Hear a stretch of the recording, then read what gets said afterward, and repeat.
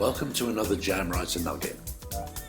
Bite-sized chunks of wisdom for your writing and publishing journey from Jamwriter authors. From manuscript to market and beyond. In this episode, our authors talk about making promotional videos.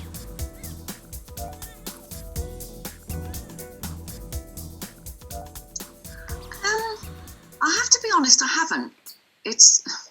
I've given it a passing glance. A couple of other indie authors that I know have done them. One of them had it done as a professional thing.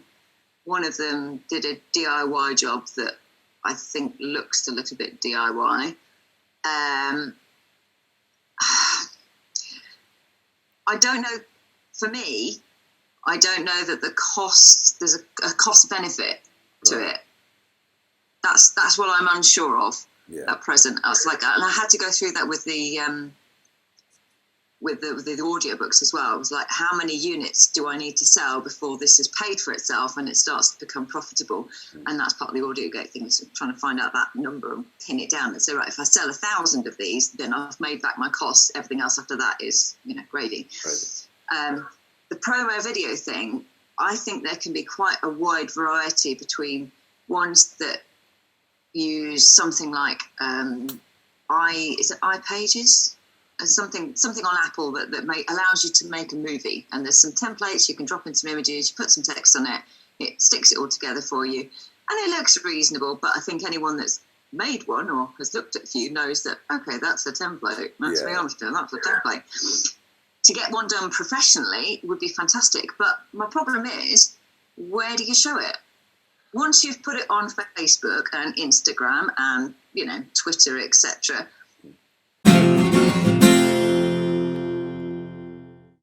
I do have a little clip. It's like a 1 minute little clip, I think.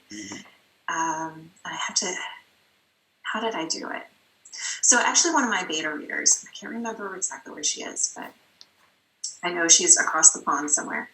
And when she was reading it, she saw what I was doing with a video, and she was like, it doesn't feel real enough. Right. So she went into the woods, because it does take place in the woods. She went into her woods, and she sent me, I don't know, like 70 something clips of videos of her being in the woods, running in one way and, turning around in another, close-ups and all of that. And so I pulled what I wanted from there and got some audio and strung it all together. Now, a book promo, where does that go? Yeah. That's what I don't know yet. That's like the missing piece for me is, okay, so if I had one, where would it go? How does it stick around, and with what relevance? So I do have a trailer.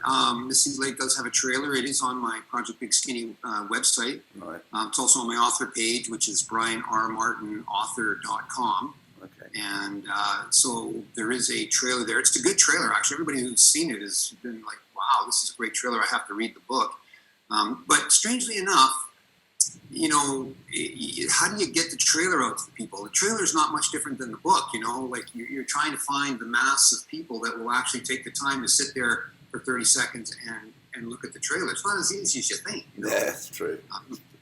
Unless you're out there, get the group behind you dancing, doing the TikTok thing or something like that, it's hard to generate that interest. On your author page, you can put in a little video extract. But I have to be honest with you, that requires the person going into your author page, and I don't know how many readers do that.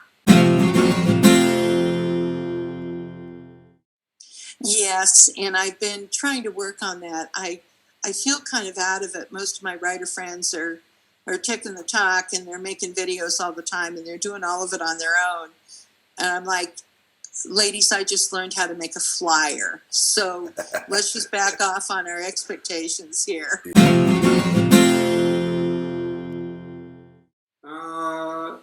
This is something I've discovered, that people do book trailers. It hasn't occurred to me to do it for myself, but YouTube is a huge platform. Yeah. I haven't tried it, to be honest, no.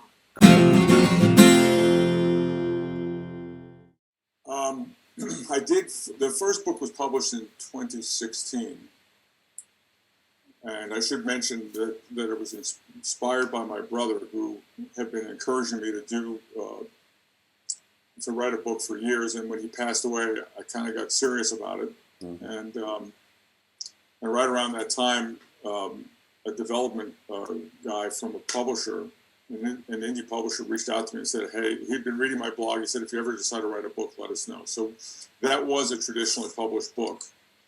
But what you learn about the publishing industry is, despite the fact that they'll invest in the book itself, they don't invest much in marketing. It's really all on your own. Right, yeah. So I would end up talking to folks like you, and either on podcasts or this is before the Zoom boom, mostly podcasts and radio interviews. I am a little camera shy.